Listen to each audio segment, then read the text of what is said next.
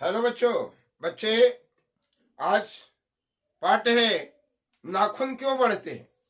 ये हजारी प्रसाद द्विवेदी खड़ी हिंदी के जन्मदाता के नाम से जो जाने जाते हैं, उनका यह ललित निबंध है। इस निबंध में हजारी प्रसाद द्विवेदी ने यह बतलाया है कि नाखून क्यों बढ़ते हैं।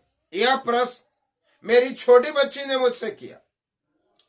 कहते हैं कि बड़ा मुझे मुश्किलों में डाल दिया। अगर अज्ञानी पिता होता, डांट देता, बच्चे को भगा देता, ना समझ कह देता। लेकिन बच्चे जो तर्क करते हैं, जो प्रश्न रखते हैं, वो उनकी आंतरिक जिज्ञासा होती है और उन जिज्ञासाओं में बहुत गुण तत्व होता है। यह साधारण सी बात नहीं है, यह सोचने की बात है कि नाखून क्यों बढ़ते हैं।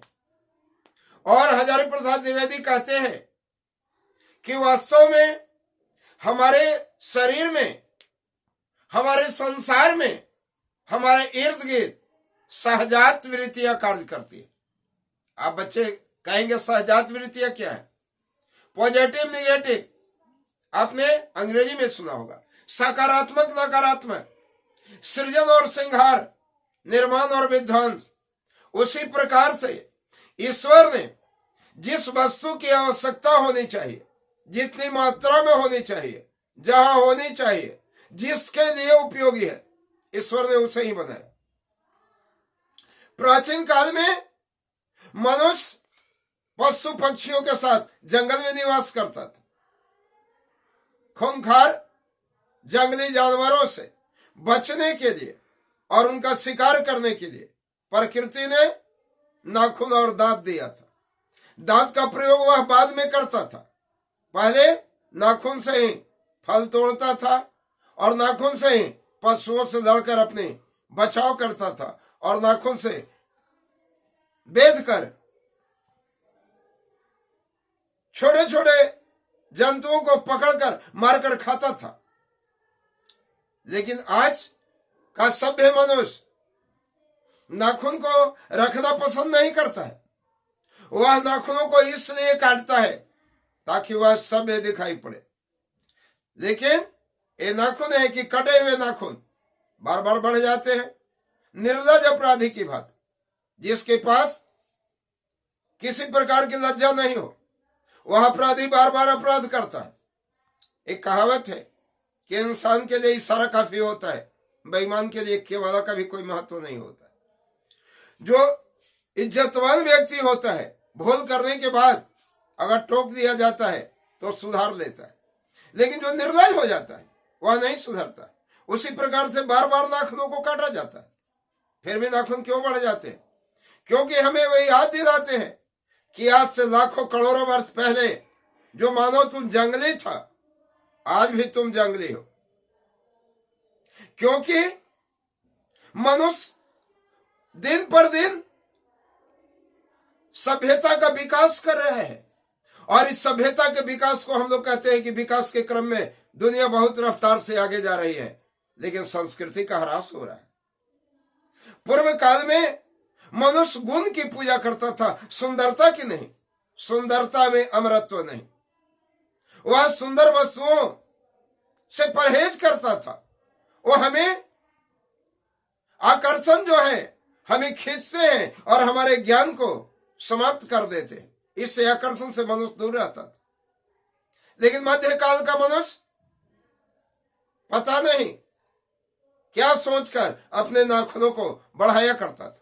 नाखून बढ़ाने के भी गौड़ जाति के कुछ लोग थे जो विचित्र तरह से बढ़ाते थे। कोई वर्तुलाकार, कोई गोलाकार, कोई त्रिकोणाकार, इस प्रकार से अनेकों प्रकार के वो नाखून बढ़ाते थे। रगड़कर उसे चिकना करते थे और सिंथेटिक आलता से उसको रंगा करते थे। लेकिन इसने थोड़ा सा अन्याय किया। आज का मनुष्य तो पूर्ण अन्याय कर दिया। ये बढ़े हुए नाखून को काट रहा है कि हम सभ्य बन रहे हैं। तो सभ्य तब कहलाता जबकि मानव का कल्याण करता। लेकिन आज नाखून से ही अस्त्र शस्त्रों का निर्माण हुआ। आप देख रहे हैं ब्लेड बना था, नाखून काटने के लिए, सब्जी काटने के लिए, लेकिन उसका प्रयोग पैकेट काटने के लिए किया जा रहा है। बहुत से पैकेट काट रहे हैं। इसके बाद छुरी बना, छुरी से छुरा बना, भाला गणासा गुप्ती बलम, न मालूम कितने हजार हथियार बन गए। लेकिन ये जंग में 1, 2, 4, 5, 10 व्यक्ति को मारता था, स्वयं भी घायल होने की भय रहता था, इससे अधिक का नहीं।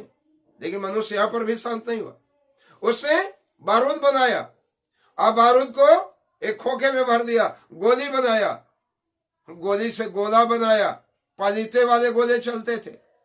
फिर इसके बाद बम बना दिया, अणु बम बनाया, परमाणु बम बनाया, अब हाइड्रोजन और नाइट्रोजन बम भी बनने लगे। तो इस तरह से दुनिया विनाश की ओर बढ़ रही है और ये नाखून विनाश का प्रतीक है। तो इस प्रकार से दुनिया अंत की ओर जा रही है। इसका उदाहरण देते हैं कि अगर दुनिया इंसानियत को पहचानती तो महात्मा गांधी से बड़ा ज्ञानी इस धरती पर आधुनिक युग में पैदा नहीं हुआ। क्योंकि आज से 2500 वर्ष पहले जो गौतम बुद्ध ने संदेश दिया था, जो मानवीय कार्य किया था, वही मानवीय कार्य महात्मा गांधी ने किया। महात्मा गांधी ने कहा था, व्यक्ति को अगर जगाना है, व्यक्ति को अगर सुधार करना है, तो उसके बाहरी शरीर पर चोट नहीं करो, उसके आंतरिक अवगुण पर चोट करो, ताकि उसे अवगुण का आभास हो सके और वह पूर्ण ज्ञानवान हो सके। लेकिन मनुष्य ने ऐसा नहीं किया और महात्मा गांधी को गोली मार दिया गया। लेकिन फिर भी हमारा भारत देश जो है वह महान देश है। जब जब इस विश्व में विकृतियां उत्पन्न हुई हैं, तब तब हमारा भारत देश निर्माण का कार्य किया है। और जब दुनिया थक जाएगी, हार जाएगी, युद्ध से आक्रांत होकर, घायल होकर तड़पने लगेगी, तो एक दिन फिर दुनिया का नया बदलाव होगा और भारत फिर विश्व गुरु बनकर दुनिया को नया रास्ता दिखाएगा, यानी नाखून को मनुष्य समाप्त करेगा। इसका उदाहरण है, मनुष्य के पूर्व काल में पुच्छ हुआ करते थे, लेकिन मनुष्य ने जब सोच लिया कि मेरे पास अब पुच्छ नहीं हो, तो मनुष्य को कहीं संसार में पुच्छ नहीं मिलता है। जिस दिन मनुष्य के अंदर के सारे अवगुण समाप्त हो जाएंगे, मनुष्य का जिस दिन क्रोध मिट जाएगा, मनुष्य जिस दिन विध्वंस की क्रिया को भूल जाएगा, ये नाखूनों का बढ़ना अपने आप बंद हो जाएगा। जय हिंद।